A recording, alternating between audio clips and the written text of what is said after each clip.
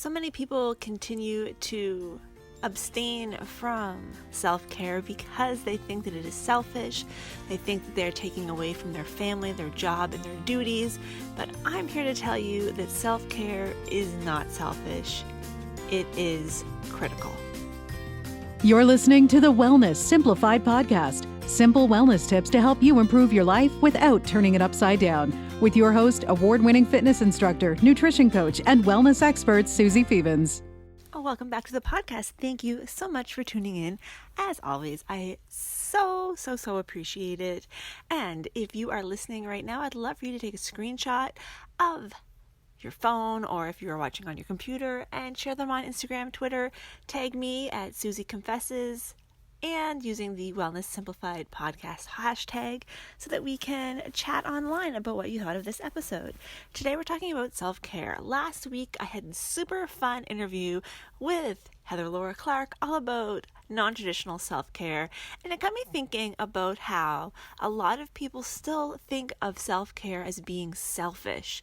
And what really is prompting me to record this episode today is something that's happened this week. I mean, it happens every week, every day in my business, but I act as quote unquote a therapist sometimes for people when they're just trying to talk through their feelings, whether they're doing it in their journal when I'm being their coach, whether they do it in an email or a message they send me. Sometimes they talk to me before or after classes or during classes about something that's going on in their lives, a struggle they're having, and they want to unload on someone that they feel understands about health and nutrition, wellness, exercise, and can sort of unburden them from some of the things that they are struggling with.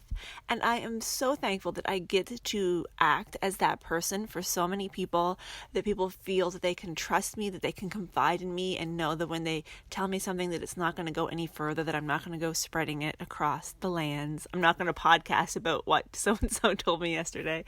But that in itself is why I need to personally be so careful about ensuring that I have enough self-care. When you are taking on the burden of hearing about other people's problems, their struggles, make no mistake, as they are lightening their shoulders, telling me does sort of empty my cup a little bit. There's no way for it not to. I have to act as that intermediate person that can help them feel lighter and feel better, but then I have to take that back home with me. And in order for me to be able to do that, I have to make sure that I am keeping myself taken care of, that I'm taking care of my own mental health, I'm keeping my own stress resiliency really high, that I am rested and taking the best care of myself that I can, because if I don't, it's going to build up and I'm going to break, and I'm going to be the one that is in a broken state and needing help. And I'm not saying that anyone who's confiding in me is in a broken state, but if I don't take care of myself, that's where I'm going to be. So for me, it is absolutely essential that I stay on top of my self-care, that I take care of those things that help me relax, that make me feel good, that make me feel healthy, not because of selfish reasons, but because I want to be there for you. I need to make sure that I'm in a place where I can accept that as a fitness instructor, a nutrition coach, a wellness coach, all of these things. I've opened myself up to be that person that people feel that they can talk to, and I want you to feel that you can talk to me because you can. But because you can, because you do, I need to make sure that I'm in a place where I can accept that information, I can take it, and I can process it. Self-care is essential. If you are a mother taking care of children, you need to be in a place where you can take care of those kids without losing your mind. You need sleep. You need food that's going to nourish your body. You need all of these things. You need these little pockets of self-care. And I know that I do not have children, so I cannot really speak to the struggles of motherhood. I can speak to my own struggles of being who I am, doing what I do, and having a good 40 or more people on a daily basis telling me their problems. Like, it's not the same, and I'm not comparing them. I'm just saying that in both cases, self-care is absolutely essential. And self-care does not have to be something expensive, time-consuming, or crazy. I hope you've listened to last week's episode on non-traditional self-care practices or activities, because there was so many good ones in there that just go to show that it does not have to be anything complicated, expensive, time-consuming to take care of yourself.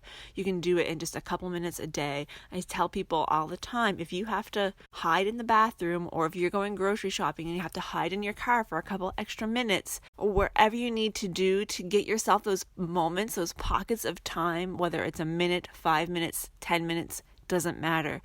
You need to be able to take care of yourself, and you need to not feel guilty about taking care of yourself. It goes back to that saying that when the oxygen masks come down, you have to put your own on before you can help anybody else.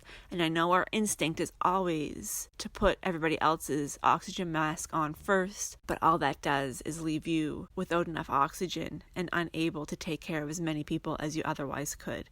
So that is how I look at why it's so important for me to maintain my own self-care, my own mental health. If you don't get enough sleep, if you're not eating enough food, if you're not drinking enough water, if you are not breathing, I tell you these things all the time. It's a broken record. You're going to hear it until you stop listening to me. That is where you should start. Just start with the basic things. I know as a parent, sleep is easier said than done. Making changes where you can to get a little bit more sleep. If you're finding yourself scrolling on your phone at 11:30 at night when you could be asleep or trying to go to sleep, maybe put your phone down instead. Drinking enough water. I know it's not always that easy, but these are the things that you can start to incorporate that may not seem like self-care, but totally are self-care. Drinking water, eating a vegetable. A vegetable doesn't sound like self-care, but it is. It's got nutrients, macronutrients, micronutrients, vitamins, minerals, all those things. You need them. Self-care starts with you. It is not selfish. It's not selfish. And I really hope that you can start to move away, if you're feeling like it is a selfish act, move away from that into realizing how important it truly is. I make sure that I keep my cup full and I keep my self-care in order so that I can help you. So truly, if you need some help figuring out self-care for yourself, reach out to me. Twitter, Instagram at Suzi Confesses, SUZI or ZI for my American listeners, and info at suzifevens.ca. If you want to email me, you can find me on Facebook at facebook.com/confessions of a fitness instructor. All of my contact information is in the show notes and in the description.